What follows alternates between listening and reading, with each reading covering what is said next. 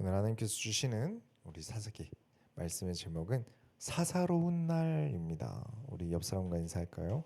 사사와 같은 날을 살아갑시다. 사사와 같은 날을 살아갑시다. 오늘은 제가 머리가 너무 길었나 봐요. 머리를 아무리 세워도 머리를 한 3번 감았는데 아무리 해도 안 돼서 내리고 와서 오늘 목사와 같은 날이 좀 아닌 것 같습니다. 그래도 우리의 삶은 사사와 같길 바랍니다.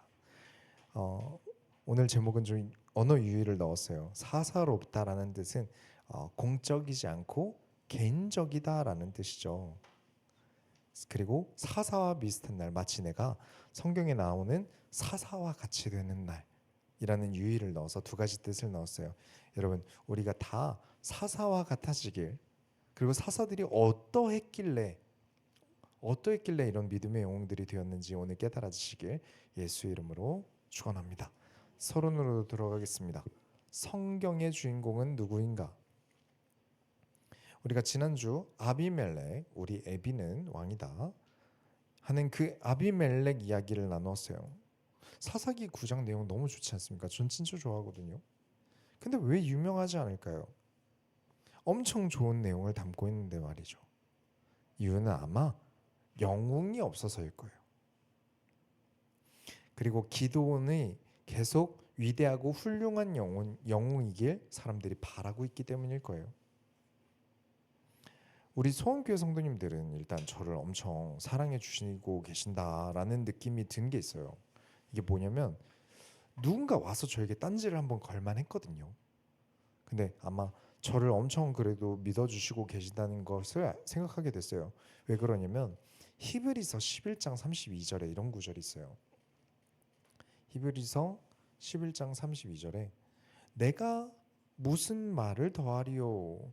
기드온, 바락, 삼손, 입다, 다윗 및 사무엘과 선지자들의 일을 말하려면 내게 시간이 부족하리로다 라면서 히브리서 11장에 기드온을 믿음의 영웅으로 두었어요. 그러면 기도는 믿음의 사람인데 김민철 목사는 너무 기도를 내려치는 거 아니냐라고 누군가는 질문하실 줄 알았는데 아무도 안 그러시더라고요. 기도원이, 그래서 제가 처음부터 말씀을 드렸던 거예요. 기도원은 대단한 사람인 게 맞습니다. 분명히 맞아요. 저에게 300명을 주고 가서 12만 명이랑 싸우라 그러면 저는 못할 거예요. 대단한 겁니다. 지금 말씀드린 이 히브리서 11장의 인물들 다 그런 사람들이에요. 하나님의 말씀을 듣고 도전해서 승리한 경험이, 큰 승리를 한 경험들이 있는 사람들이에요. 그러니 믿음으로 도전해서 이긴 믿음의 사람들이 맞습니다. 전 이걸 부정하지 않아요. 그러나 이긴 이후에도 이겼느냐는 좀 다른 문제 같아요. 우리의 삶이라는 전쟁은 단 한 번 싸우고 끝나지 않습니다. 우리의 믿음의 싸움은 한 번 이기고 끝나지 않아요. 우리는 죽는 그 순간까지 싸워 나가야 돼요. 우리 주변은 나를 넘어뜨리려는 유혹 투성이에요. 오죽하면 우리가 송구영신데 함께 기도하자라고 했겠습니까? 서로가 우리는 넘어질 유혹들이 주변에 엄청나게 많아요. 믿음이 강해도 부러지는데 이 대단한 믿음의 영웅들도 부러지는데 우리는 어떻겠습니까? 믿음이 연약한 자들은 더 쉽게 부러질 거예요. 히브리서 11장 32절에 지금 말씀드렸던 인물 중에 삼손이란 사람도 사고뭉치고요. 입다라는 사사는 우리가 다음 주에 볼 건데 큰 실수라고요. 다윗은 제가 야곱만큼이나 별로라고 생각하는 사람입니다. 사무엘도 말년에 큰 사고 하나 칩니다. 그러면 성경은 왜 이렇게 사람들의 문제와 허술한 점까지도 기록했을까요? 굳이. 왜? 업적만, 믿음 좋고 훌륭한 일만 기록하면 설교하는 사람 입장에서도 편하거든요. 은혜되고 좋아요. 그리고 읽는 사람들도 너무 기분 좋게 끝나요. 근데 왜 자꾸 이 사람들의 문제들까지도 노골적으로 드러내실까요? 믿음 없는 사람들은 이 성경의 사람들보다 더 나쁜 짓도 많이 할 텐데 왜 하나님 앞에 좋은 업적을 가진 사람들의 치부를 하나님께서는 가려주지 않으시냔 말이에요. 왜 성경은 이걸 다 드러낼까요? 왜일까요? 그래서 지금 말씀드립니다. 여러분 하나 묻겠습니다. 입으로 대답하지 마세요. 혹시라도 오답 내면 창피하니까 마음으로 대답하세요. 창세기 주인공 누구죠? 요셉인가요? 사사기 주인공 누굴까요? 기드온일까요? 에스더서 주인공 누굴까요? 에스더일까요?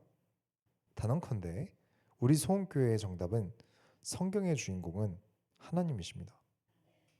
그 누구도 주인공이 될 수 없어요. 그 어떤 인물도 완벽한 존재로 둔갑시켜서 사람을 마치 신과 같은 존재로 미화시키려고 한다면 저는 그것을 용납할 수 없습니다. 성경의 주인공은 성삼위 하나님, 예수 그리스도 성령님이세요. 그렇죠? 그래서 성경은 온전히 하나님만이 온전하게 주인공으로 계십니다. 그래서 기도원의 문제든 우리가 다음 주에 볼 사사 입다의 문제든 삼손의 문제든 말해야 돼요. 그들이 어떤 문제가 있었고 그래서 왜 하나님이 항상 내 인생의 왕이셔야 하는지, 내 인생의 주인공이 내가 아니라 하나님이셔야 하는지를 설명하고 있어요. 그래서 우리가 지난주에 내가 자꾸 주인공이 되고 싶은 욕망, 자꾸 사람들을 가르치려고 드는 욕망이 과해지면 어떻게 되는지를 설명했습니다.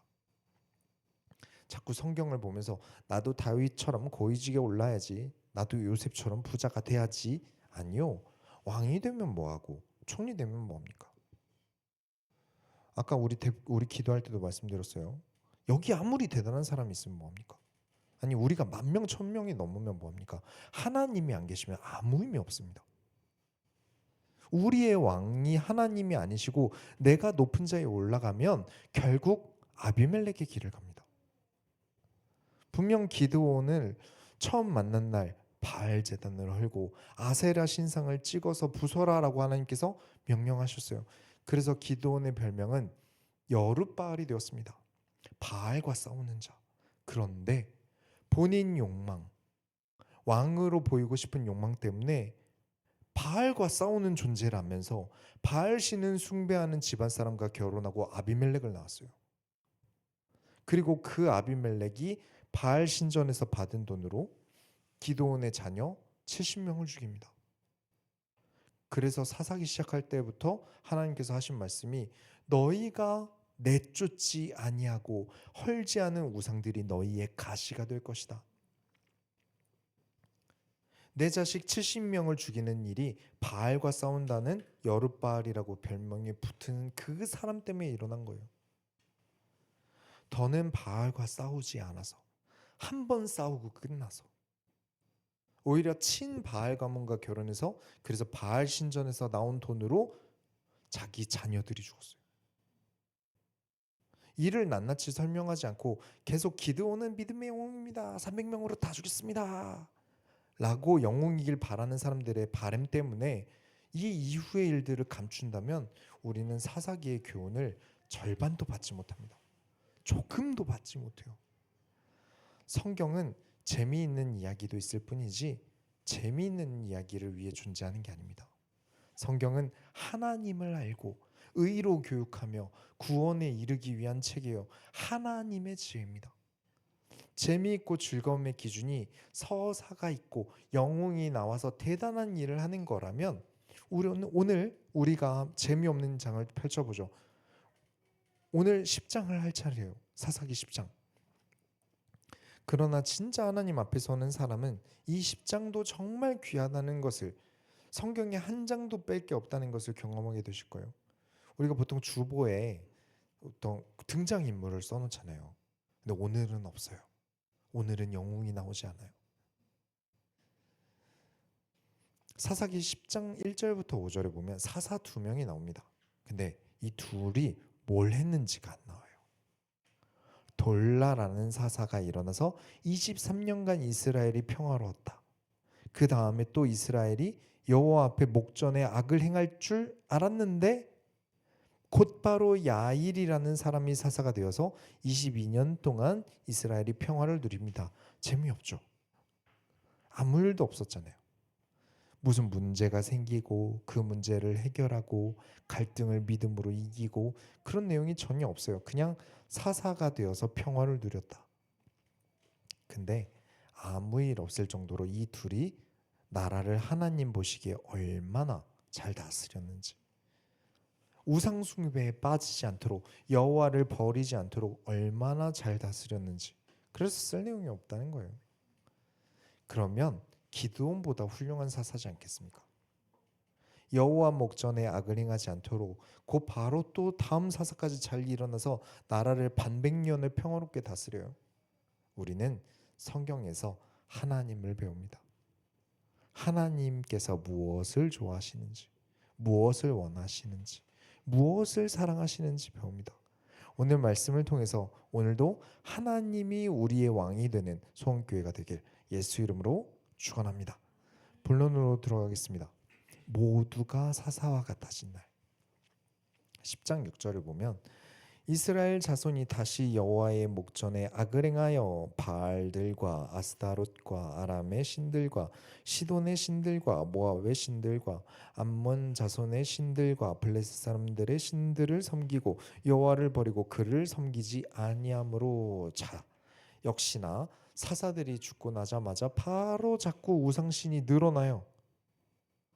이스라엘 백성들은 여호와만으로는 불안했어요.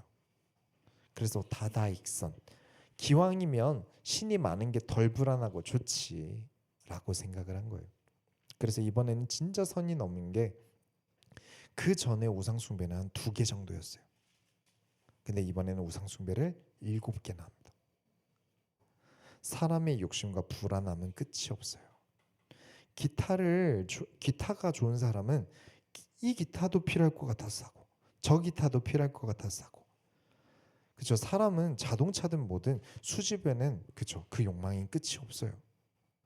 내 눈에는 다 다른 건데 남들 눈에는 다 같거든요. 그런 것처럼 그 당시 우상 숭배를 다양하게 하면서 자신의 필요와 불안감을 채웠습니다. 그리고 늘 말씀드리지만 여호와 신앙은 재미가 없었어요. 양 잡아라, 소 잡아라, 거룩하게 드려라, 정결하게 해라. 주변의 예배를 기쁘게 드리지 못하는 사람들을 위해 11조를 내어 모두를 하나님께 드려라. 이런 것 말고 신나게 금송아지 반짝반짝한 거 주변 돌면서 춤추고 바알 아세라 등등 우상 숭배는 신나거든요. 신나게 춤추고 부어라 마셔라 놀고 또 성적인 것도 즐기고 또 보여지는 쇼도 많아요. 그래서 재미없는 여호와 신앙은 버리고 재미있는 7개의 우상신을 이스라엘이 섬기기 시작해요.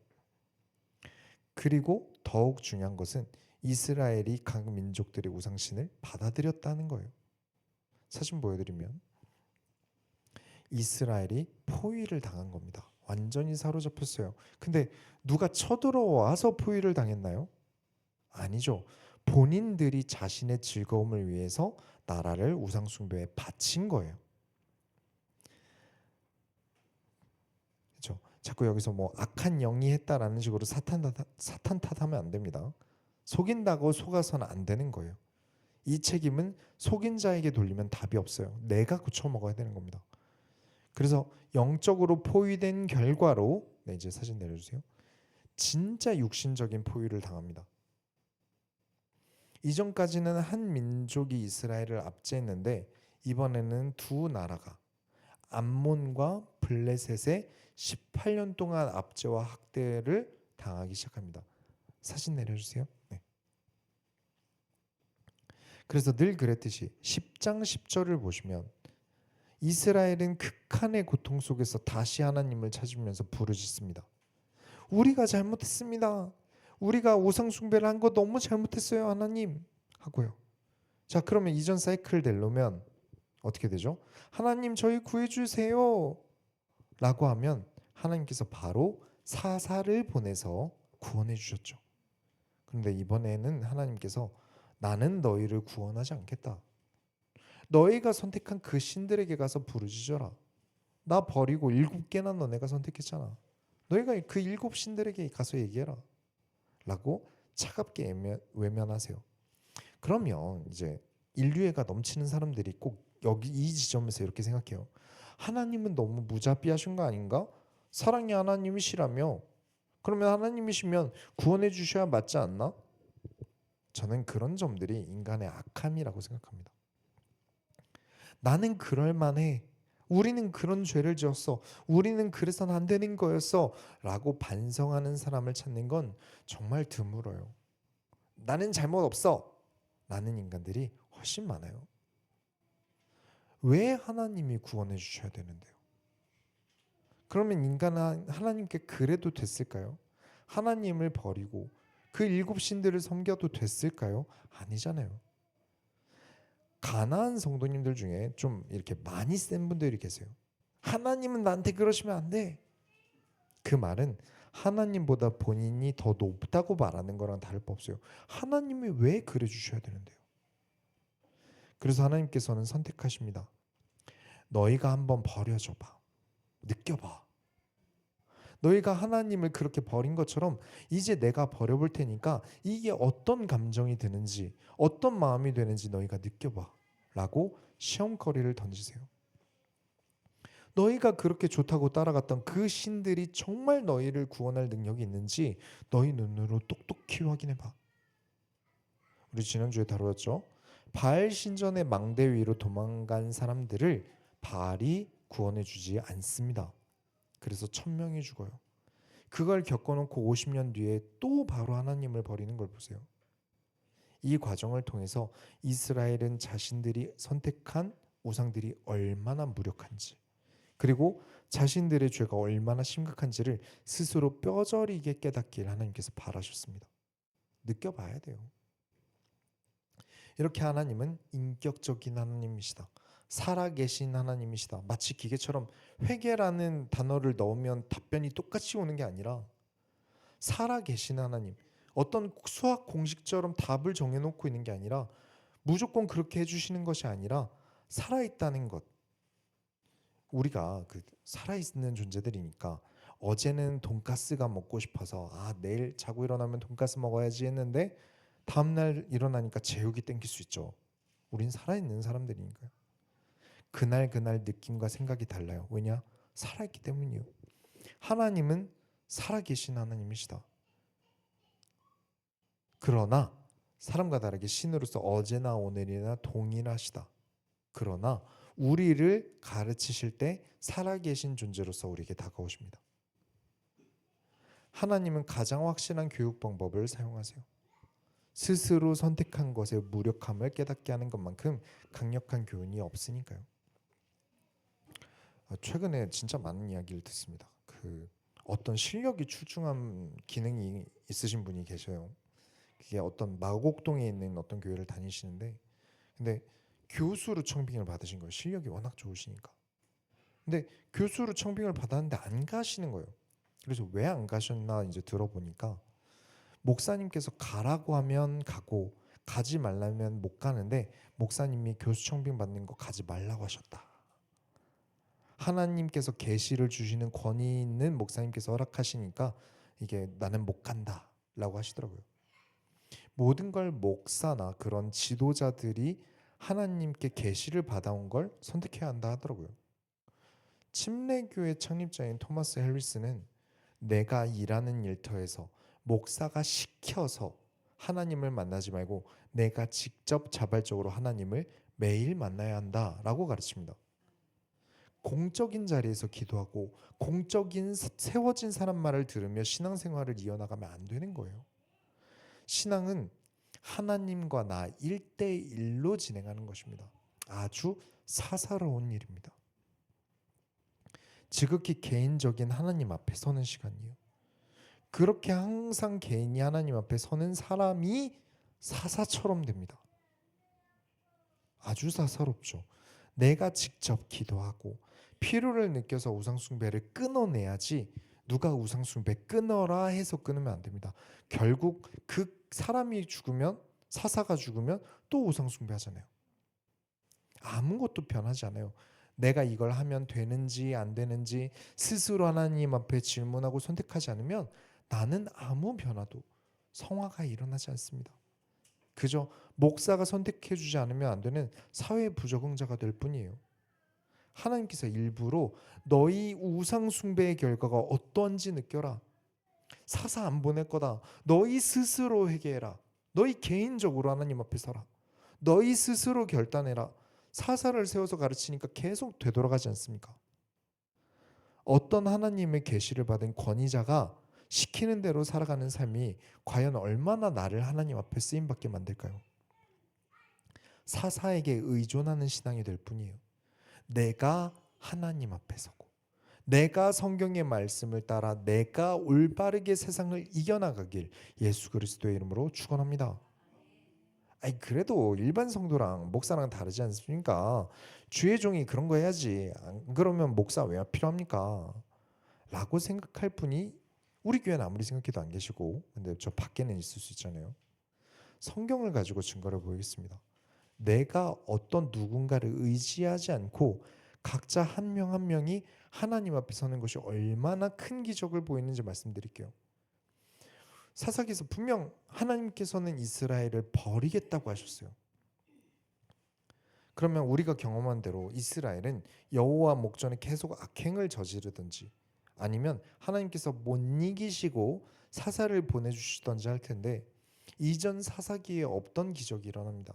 10장 15절에 이스라엘 자손이 여호와께 여쭈어 우리가 범죄하여 싸우니 주께서 보시기에 좋은 대로 우리에게 행하시려니와 오직 주께 구하옵나니 오늘 우리를 건져내옵소서 하고, 하나님 우리는 지금 하나님께 버려지는 이 일이 쌉니다.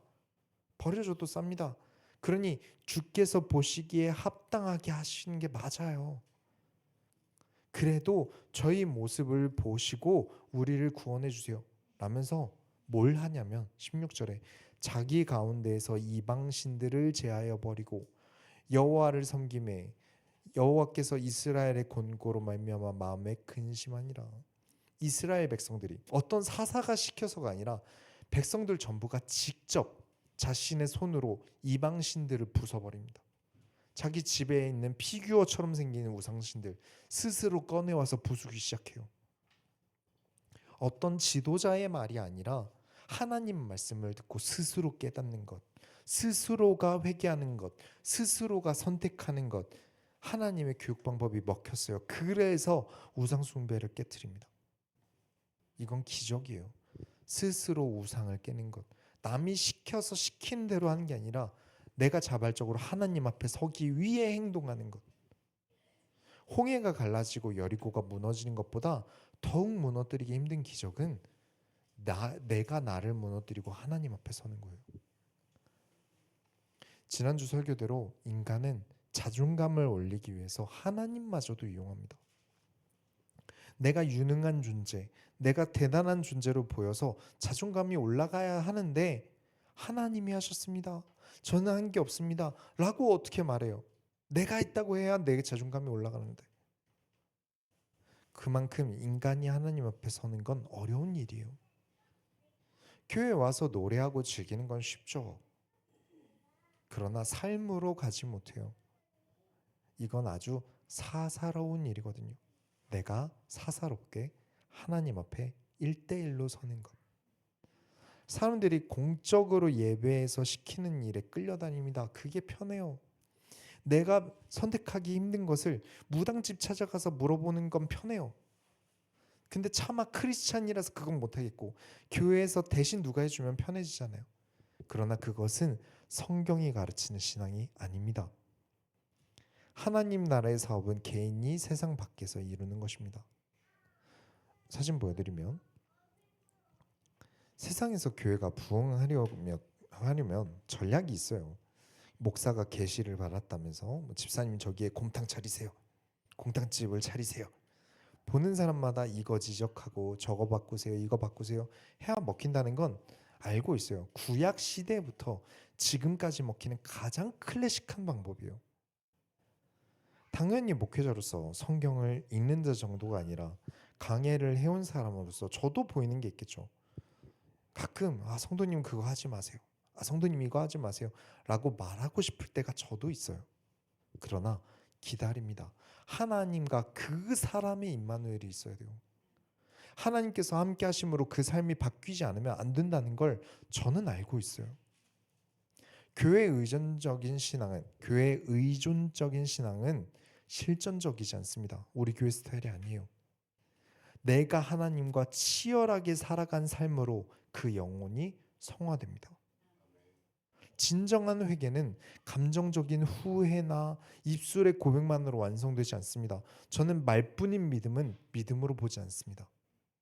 삶의 구체적인 방향 전환, 즉 돌이키는 행동이 반드시 따라와야 한다는 것을 오늘 이스라엘의 모습을 통해 보여주고 있어요. 이스라엘이 우상들을 전부 부숴버리고 하나님만을 자신의 신으로 남겨둡니다. 그래서 하나님께서 마음에 근심하세요. 여기 근심하셨다라는 원어를 직역하면 짧아지다라는 뜻이에요. 왜 근심하셨다가 짧아졌다라는 뜻이냐면 이만큼 멀리 두고 내일 아니야 흐린 눈으로 보는 게 아니라 짧아진 만큼 가까이서 보면서 하나님의 마음이 고통스럽고 안타까우셨다는 거예요. 이스라엘의 압제와 고통을 보니까 마음이 너무 아파지신 거예요. 더는 못 참겠다. 내가 이 백성들을 구원해야겠다. 그렇습니다. 내가 하나님 앞에 서는 것이 이만큼 중요한 거예요. 이 짧아졌다가 마치 자녀가 고통받는 모습을 지켜보는 부모의 마음, 애가 타서는 더 이상 견딜 수 없는 심정을 나타내고 있다라고 하더라고요. 하나님께서 가르치시기 위해서 어쩔 수 없이 마음이 아프지만 냉정하게 외면하셨습니다. 냉정하게 외면하고 있지만 사실은 그들의 고통을 누구보다 아파하면서 참고 계셨습니다. 그리고 이스라엘 백성들이 진심으로 돌이키는 모습을 보자마자 더 이상 그 고통을 외면할 수 없게 된 하나님의 마음을 표현한 구절이에요. 좋은 부모는 그런 것 같습니다. 아이를 가르치기 위해서 마음이 아프지만 혼낼 수 있어야 돼요. 정말 좋은 교대를 나와서 선생님이 되자마자 5년 이내 퇴사하는 분들이 엄청 많다 그래요. 이유는 이 학부모를 견디기가 힘들어서라고 하더라고요. 물론 전체 학부모 중에 한둘이겠지만 그 한둘이 나를 괴롭히는 건 가벼운 일이 아니거든요.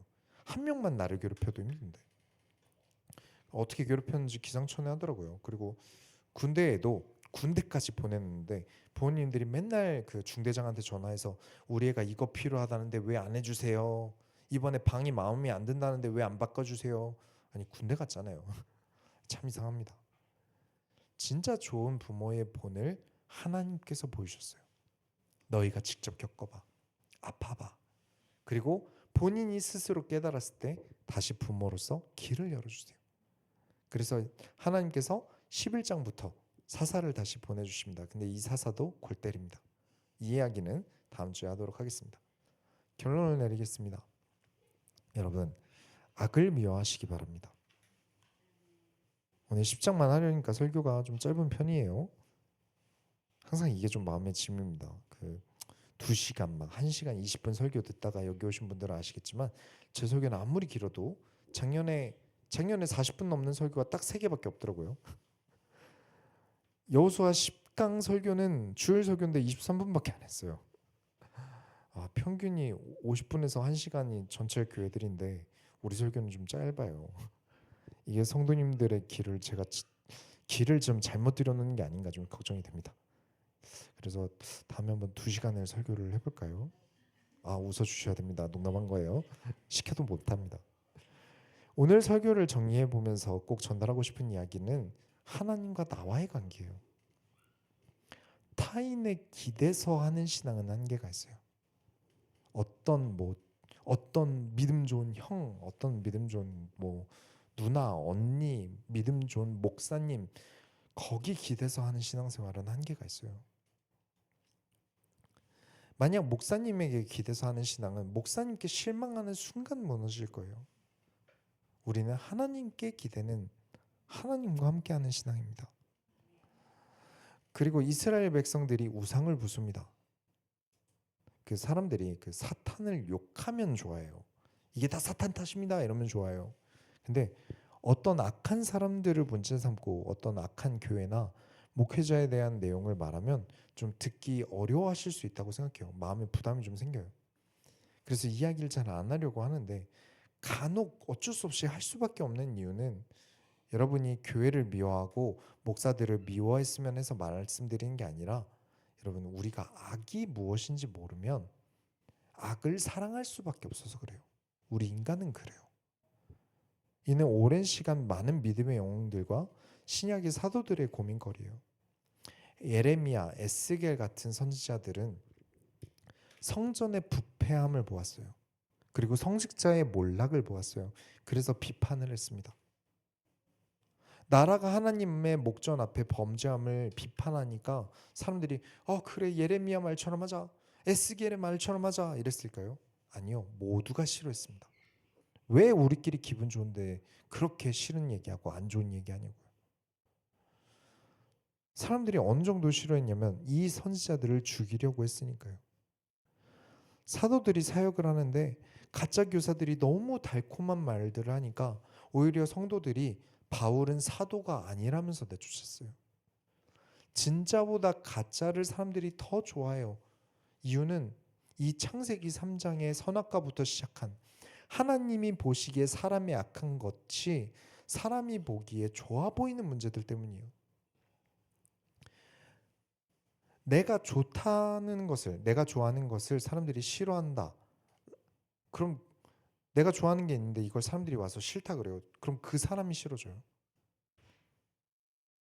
내가 싫어하는 것을 누가 좋다 그러면 그 사람이 싫어져요. 모두가 그래요. 그래서 하나님이 싫다 하신 것을 모든 사람들이 좋아합니다. 그 결과를 우리가 보았습니다. 우상 숭배를 7개나 하면서 영적으로 포위되고 그 결과 또 이스라엘은 압제를 당합니다. 그래서 어쩔 수 없이 성경은 우리에게 악이 무엇인지 설명합니다. 악을 구분할 수 있도록 학습을 시킵니다. 그러면서 우리에게 요구를 합니다. 제가 쭉 읽어드릴게요. 시편 97편 10절에는 여호와를 사랑하는 너희여 악을 미워하라. 그가 그의 성도의 영혼을 보존하사 악인의 손에서 건지시느니라. 아모스 5장 15절에 너희는 악을 미워하고 선을 사랑하며 성문에서 정의를 세울지어다. 로마서 12장 9절에는 사랑에는 거짓이 없나니 악을 미워하고 선에 속하라. 잠언 8장 13절에 여호와를 경외하는 것은 악을 미워하는 것이라.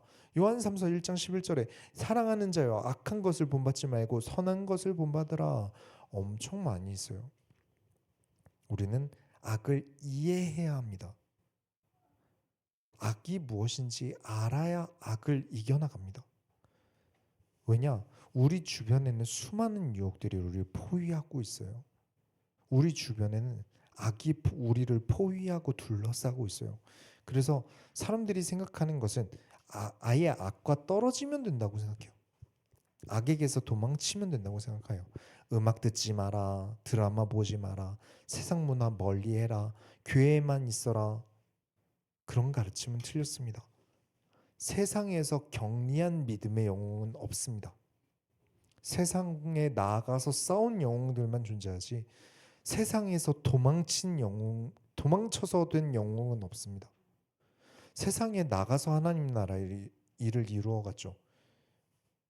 악을 모른다면 우리가 악인지 선인지를 구분할 수가 없어요. 악을 모르는데 악을 어떻게 이길 수 있겠습니까? 사진을 하나 보여드리면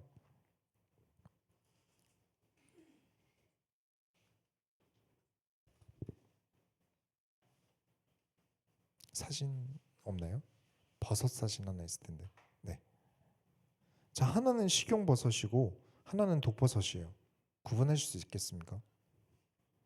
왼쪽이 도구산 광대버섯이라는 독버섯이고 오른쪽이 흰주름 식용버섯이에요. 이걸 우리가 무슨 수로 알겠습니까? 그래서 우리의 삶은 악을 구분할 수 있어야 됩니다. 그래서 성경이 악을 가르쳐 줍니다. 악을 미워하라. 음악이나 드라마, 세상 문화보다 더 알아야 하는 것은 우리가 하나님을 언제 자꾸 떠나려고 하는지, 우리가 언제 자꾸 하나님을 버리려고 하는지, 은혜와 분위기가 어떻게 다른지 그런 것들을 알아야 합니다.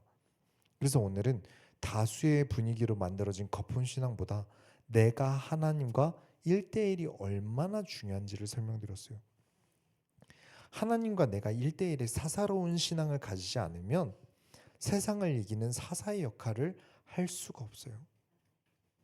1대1 신앙을 가지려니까 악에 대해서 알아야만 하고 악을 구분할 수 있고 악을 미워할 수 있어야 합니다.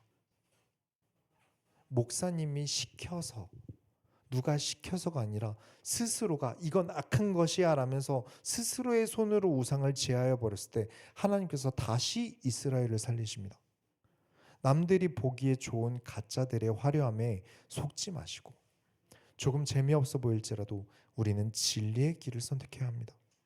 내가 직접 우상을 깨뜨리고 하나님을 나의 왕으로 모시는 그 사사로운 결단이 일어날 때 하나님께서 여러분의 삶을 악인의 손에서 건지시고 보존하실 것입니다. 우리 모두가 하나님과 1대1로 깊어지는 사사로운 날을 살아가며 악을 미워하고 선을 사랑하는 소원교회 성도님들이 되시길 예수 이름으로 축원합니다. 우리가 하나님의 소원을 이루어드립시다.